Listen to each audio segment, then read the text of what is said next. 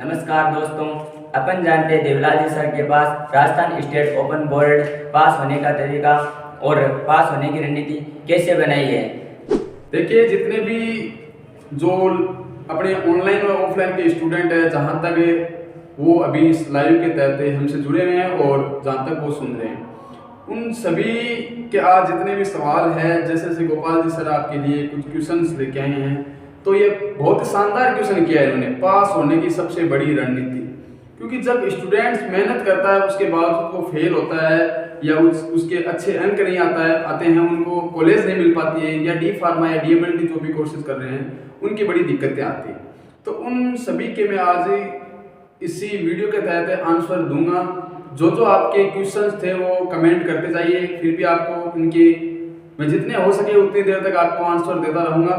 तो सबसे पहले सर ने पूछा है कि पास होने की और अच्छे नंबरों की जो रणनीति है, इसमें सबसे बड़ी दिक्कत यही आती है, जो बच्चे क्या करते हैं, एक तो बिना पढ़े हुए एग्जाम देते हैं तो उनका रिजल्ट आप सबको पता है क्या आने वाला है।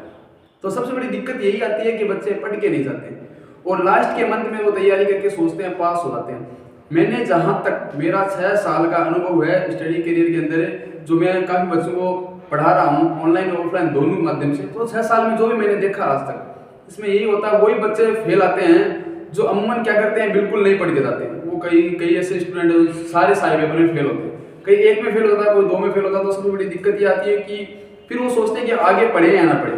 तो मैं उन सभी स्टूडेंट से कहना चाहता हूँ जो अभी नई फॉर्म भर रखे हैं, यानी उनके एग्जाम जो अभी 5 तारीख से यानी दिसंबर में हो रहे हैं, 5 से लेकर 5 जनवरी तक, उन विद्यार्थियों के लिए महत्वपूर्ण वीडियो है। और आगे जो मार्च में एग्जाम होगा उन्हीं विद्यार्थियों के लिए महत्वपूर्ण वीडियो है। तो सबसे पहले बात करें तो मैं कहना चाहता हूं कि नियमित आपको अध्ययन करना है। सबसे बड़ी दिक्कत यह है कि आपको जहां जैसे मिल रहा है ऑनलाइन आप पढ़िए रोज, या फिर आप जहां अगर पॉसिबल हो, अगर कोई offline Rajasthan state open board को पढ़ा रहा है तो आप वहां 3 महीने मात्र 3 महीने तैयारी कर लिए, जी जान लगा के आपके अच्छे अंक आएंगे। और ऐसा नहीं है राजस्थान स्टेट ओपन बोर्ड की मार्कशीट चलती नहीं है, इसकी वैल्यू नहीं है, जैसे जैसे अपने RBC बोर्ड है वैसे इसकी मान्यता है। तो सर मेरा कहना यही है कि अगर कोई बच्चा नियमित रूप से अध्ययन करे तो उसके कहीं कोई दिक्कत नहीं आती है, वो अच्छे अंकों से पास हो सकता है। और रणनीति में सबसे बड़ी रणनीति इसी प्रकार से बनानी है, आपको नियमित अध्ययन करना है और प्रैक्टिकल फाइल है, जो आपके महत्वपूर्ण क्वेश्चन है उनको आप कंटिन्यू देखिए, ओल्ड पेपर आप सोल्व करिए ज्यादा से ज्यादा। आजकल क्या स्टडी मटेरियल इतना ऑनलाइन पड़ा है, अगर आप पढ़ो तो कम है, यानी ज्यादा से ज्यादा आपको प्रैक्टिस करनी है ओल्ड पेपर की। 5 साल के आप ओल्ड पेपर ले लीजिए, उनके माध्यम से तैयारी कीजिए, पास हो जाओगे 100%, ये मेरा दावा है। तो सबसे बड़ी रणनीति मैंने तो यही देखी है। मैं ज्यादा से ज्यादा क्या कराता हूँ, मेरी जो संस्थाएं चलती है दोनों तीनों में अपना यही काम है, ओल्ड पेपर के माध्यम से तैयारी करवाई जाए। और एक जो अपन संस्कार एकेडमी में क्या करवाते हैं, एक खुद का क्वेश्चन पेपर रहता है, और उससे मैंने देखा है जो हमारी टीम जो पेपर बनाती है उससे पेपर में हूबहू पड़ जाता है वैसे की वैसी चीजें मिलती है, तो उससे बच्चों के अच्छे अंक आते हैं और बच्चों को पढ़ने में आसानी होती है। तो मेरा सबके लिए यही जो था कि भैया आप नियमित अध्ययन कीजिए सर, जो भी बच्चे हैं वो 100% रिजल्ट देंगे। चलो सर, मैं आपसे पहला क्वेश्चन करता हूँ सर। मेरा पहला क्वेश्चन है sir, Rajasthan state open board में सभी बच्चे फेल क्यों होते हैं? यानी गोपाल जी सर ने बहुत शानदार क्वेश्चन किया है। राजस्थान स्टेट ओपन बोर्ड में इसमें क्या सभी बच्चे फेल क्यों होते हैं? तो इसमें फेल होने के रीजन है कुछ, वो बच्चों तक सही जानकारी नहीं पहुंचने के कारण क्या बच्चे फेल हो जाते हैं। वैसे ही देखें तो रिजल्ट इसका आधा नहीं रहता, यानी 100% बच्चे देते हैं, उनमें 50% बच्चे भी पास नहीं होते। उसमें से कुछ एक बच्चे सर ऐसे होते हैं जो एग्जाम ही नहीं दे पाते, वो तो ऑलरेडी वैसे ही फेल हो गए, उनको कोई नहीं बच रहा। सर कुछ एक बच्चे ऐसे होते हैं जो प्रैक्टिकल नहीं देते हैं, वो फेल होते हैं। कुछ एक बच्चे ऐसे होते हैं जो थ्योरी का पेपर होता है वो नहीं दे पाते, उसकी वजह से बच्चे फेल होते हैं। और कुछ एक बच्चे ऐसे होते हैं सर जो बिना पढ़े एग्जाम देने जाते हैं ना, वो बच्चे निश्चित फेल होते हैं, उनको कोई नहीं रोक पाता। कुछ एक बच्चे सर ऐसे होते हैं जो पढ़ते हैं उसके बावजूद भी वो फेल होते हैं, उनके पीछे कुछ रीजन है सर। वो क्या है, तो कोई थ्योरी में गड़बड़ी कर देता है पेपर में, और कोई क्या करता है सर, जैसे प्रैक्टिकल होता है ना, उसके जो बोर्ड देता है पैटर्न उसके अकॉर्डिंग वो प्रैक्टिकल नहीं बनाता, तो वो एग्जाम में जाता है और उसको क्या करता है, फेल करता है। तो सबसे बड़ी ये 2-4 चीजें हैं, उसकी वजह से क्या बच्चे फेल होते हैं। तो मैं सभी बच्चों से कहना चाहता हूँ कि आपको कोई ऐसी गलती नहीं करनी है इसकी वजह से आप क्या फेल हो, ऐसी कोई गलती नहीं करनी। अगर आपको शानदार तरीके से अच्छी से तैयारी करनी है तो मेरा यूट्यूब चैनल आप सभी देख रहे हो, संस्कार कोचिंग एकेडमी, इससे आप जुड़िए। अगर आप चाहते हो कि हमारी संस्था में आके ऑफलाइन रेगुलर पढ़ाई करें तो हमारी संस्था सुबह 6 बजे से लेकर रात को 10 बजे तक खुली है। कभी आपके हमसे संपर्क कीजिए। आपका बेंच कौन सा है, किस बेंच में आप आना चाहते हो, वो यहाँ से संपर्क कीजिए। उस बेंच में आप नियमित अध्ययन कीजिए, आपको कोई फेल नहीं कर सकता। और हम ये गारंटी से कहते हैं, अपन जो आपका जो एग्जाम है अभी से दिसंबर 5 से स्टार्ट है और जनवरी 5 तक खत्म होने वाला है। अगर आप उस पेपर की तैयारी करने आ रहे हो या मार्च की पेपर की तैयारी करने आ रहे हो, तो हम दावे के साथ कह सकते हैं आने वाले पेपर है उसकी खोपड़ी में अपन छेद करेंगे। क्यों ना करेंगे? क्योंकि अपन शानदार तैयारी करेंगे, उस लेवल की तैयारी करेंगे, तो सब बच्चे क्या सर पास होंगे, ऐसी कोई दिक्कत नहीं है, फेल वाला कोई इश्यू नहीं है। और अगर बच्चा पढ़ के अच्छे माइंड सेट के साथ एग्जाम में जाता है तो वो निश्चित सर पास होता है। दूसरा प्रश्न है सर मेरा, अच्छे नंबर आने पर भी फेल हो जाते हैं, ऐसा क्यों होता है सर? सर ये शानदार प्रश्न है। मैंने देखा है काफी बार बच्चों के अच्छे अंक आते हैं, उसके बावजूद वो फेल होते हैं।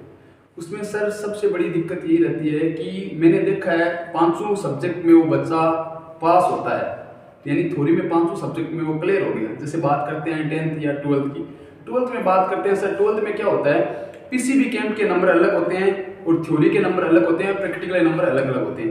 तो इसमें क्या होता है, थ्योरी प्लस पीसीबी कैंप को मिला के आपको पास होने के लिए 33 अंक आते हैं।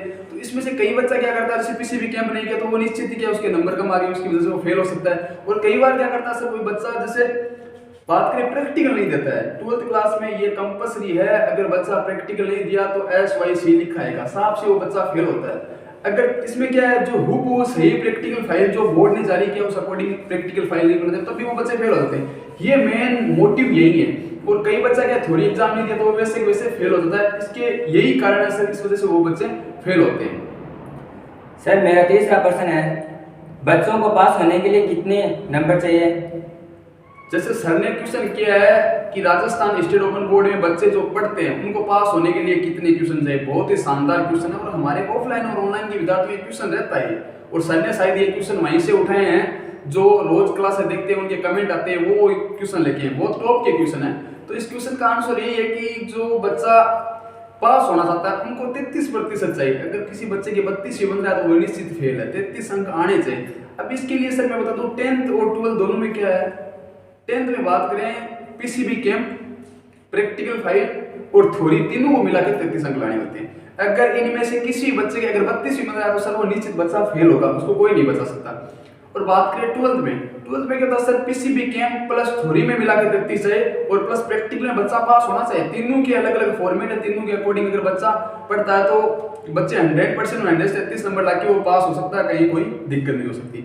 अगर बच्चे शानदार तैयारी नहीं कर रहे तो वो उसी का शिकार हो सकते हैं, वो फेल हो सकते हैं।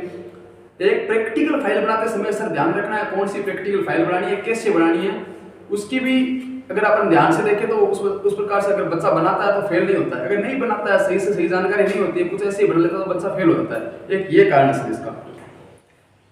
सर मेरा चौथा प्रश्न, बच्चों का रिजल्ट कब आता है?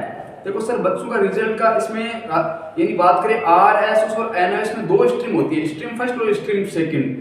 तो बात करें अभी जो एग्जाम है अपने दिसंबर में 5 से और 5 जनवरी तक, ये स्ट्रीम सेकंड है। इसमें वही विद्यार्थी एग्जाम देंगे जो स्ट्रीम 2 के, यानी जो कोई बच्चे सप्लीमेंट्री आ गई है या कोई बच्चे फेल हो गए हैं अजमेर बोर्ड में, वो RSO से कर रहे हैं DOC के साथ, उन बच्चों का एग्जाम होता है। इनमें सर रिजल्ट है जो 45 दिन यानी लास्ट एग्जाम के 45 दिन के बाद सर इनका रिजल्ट आ जाता है। तो 45 दिन के बाद आप चेक कर सकते हो, अमूमन 45 से 50 दिन के अंदर सर इसका रिजल्ट आता है।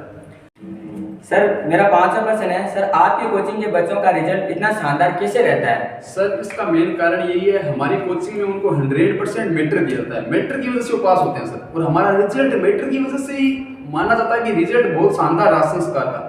इसके पीछे रीजन है सर, हम तो एक तो प्रिंटेड नोट्स देते हैं सर, नोट्स सबसे बड़ा कारगर साबित होता है। नोट्स में क्या है, बच्चे एक तो लगन हो जाती है, उनमें क्वेश्चंस टाइपिंग किस प्रकार से टाइप आते हैं क्वेश्चन के वो पता चलता है, उसके माध्यम से बच्चे नोट्स से एक लगाव बन गया सर। आज का दौर ऐसा है कि बच्चे ज्यादा नोट्स से पढ़ना चाहते हैं क्योंकि बुक से इतना पढ़ना नहीं चाहते। तो एक तो ये है सर। और हम क्या करते हैं, छुट्टियों में जब हम फ्री होती है हमारी टीम का कार्य ये रहता है ज्यादा से ज्यादा छुट्टियों में काम करें। तो हमारी टीम छुट्टियों में नोट्स बना लेती है, चाहे मैथ्स हो, साइंस हो, जो भी SST कोई भी सब्जेक्ट कोई भी बोर्ड हो, सभी बोर्ड्स के नोट्स बनाते हैं। नोट्स से बच्चे रेगुलर पढ़ते हैं और नोट्स से क्वेश्चन मिल जाते हैं सर। सबसे बड़ी दिक्कत यहाँ पेपर में जब भी पेपर आते हैं उनमें क्वेश्चन मिल जाते हैं, तो बच्चों के कंपटीशन रहता है। पहले पेपर दिया बच्चे ने, उसमें से जैसे मान लो 24 क्वेश्चन आ रहे हैं, 24 में से 15 क्वेश्चन आ गए, तो बच्चा ये सोचेगा कि नोट से पढ़ लेते हैं, कहाँ बुक से पढ़ेंगे, कहाँ पासबुक से पढ़े। तो बच्चे नोट्स के माध्यम से भी शानदार तैयारी करते हैं और उससे अच्छे अंक आते हैं। दूसरा सर इसमें यह रहता है कि हम जो प्रैक्टिस करवाते हैं ना, बार बार पेपर लेते हैं सर, उन पेपरों के माध्यम से क्वेश्चन है जो वहाँ हूबहू मिल जाते हैं बच्चों को कि भाई कंटिन्यू सर ने बताए थे 50 क्वेश्चन बताए, 50 में से 14 क्वेश्चन तो आ ही गए, तो बच्चे वही उसी अकॉर्डिंग वो रटते जाते पढ़ते थे, तो वो क्या उस समय हमारा कारगर साबित होता है, और वो हम जो फैक्ट लगाते हैं वो फैक्ट हमारा अच्छा साबित होता है, उससे अच्छे रिजल्ट भी मिलते हैं। दूसरा सर, हम जो तैयारी करवाते हैं उसी लेवल की करवाते हैं, उस लेवल के माध्यम से सभी बच्चे पास होते हैं, न कि कोई ऐसे वैसी कोई चीज नहीं कि बच्चे यहाँ बिना पढ़े पास हो जाते हैं। बच्चों को हम मैटर देते हैं, उस मैटर के अकॉर्डिंग वो पास होते हैं, उसी अकॉर्डिंग अपनी तैयारी शानदार करके वो बोर्ड में एक अच्छा स्कोर करते हैं। देखिए सर, हमने हमारे जो राजस्थान लेवल पे बच्चे टॉप रहे हैं उनको पुरस्कार भी दिया गया राजस्थान स्टेट ओपन बोर्ड में, और जिले लेवल पे भी टॉप आए। उनका रीजन यही है सर, वो शानदार कंटिन्यू रेगुलर स्टडी कर रहे थे, उसके माध्यम से बात करें काफ़ी स्टूडेंट है जिनको उनके अकाउंट में राजस्थान स्टेट ओपन बोर्ड ने कॉन्टेक्ट नंबर, वो जो अकाउंट नंबर वगैरह मांगे थे, तो उसमें बात करें हमारे रत्नी प्रजापति है, उन्होंने भी नाम किया है, उनके भी क्या है अभी इसी साल जो पीछे एग्जाम हुआ था उनमें उनके IFSC कोड वगैरह काफ़ी स्टूडेंट्स के मांगे गए थे अकाउंट नंबर वगैरह, तो उनमें उनको पुरस्कार दिया जाएगा राजस्थान स्टेट ओपन बोर्ड के द्वारा। तो ये पुरस्कार की जो लिस्ट है हर साल जारी होती है, और अभी देखते हैं हमारे जो अक्टूबर नवंबर एग्जाम में कौन बच्चे अच्छा स्कोर करते हैं। तो कुछ महत्वपूर्ण फैक्ट है, उसके माध्यम से हम हमारा रिजल्ट है वो सर शानदार रहता है। और भी सर अगर आपका कोई क्वेश्चन है तो बताइए। सर धन्यवाद। सर ने बहुत शानदार क्वेश्चन पूछे। अगर किसी भी राजस्थान स्टेट ओपन बोर्ड के बच्चों के कोई माइंड में क्वेश्चन, किसी प्रकार के डाउट्स, किसी प्रकार के क्वेश्चन है, तो अभी कमेंट के माध्यम से कमेंट डालिए। मैं तुरंत इस वीडियो को 3 दिन तक जितने भी कमेंट आते हैं उनका रिप्लाई करता रहूंगा। आप अगर किसी भी प्रकार की कोई शंका है तो हमसे जरूर संपर्क करना, और जो नीचे कॉन्टेक्ट नंबर दिए गए हैं वहाँ व्हाट्सएप ग्रुप है, उनके माध्यम से संपर्क करके हमारी एकेडमी से आप ज्वाइन कर सकते हो, और उसके माध्यम से आपको शानदार तैयारी करवाएंगे। किसी भी बोर्ड कोई भी चीज़ आप तैयारी करें तो आप हमसे जरूर जुड़ना। फिर कभी अपन मिलेंगे नेक्स्ट वीडियो में, तब तक के लिए जय हिंद, जय Bharat, take care, bye bye.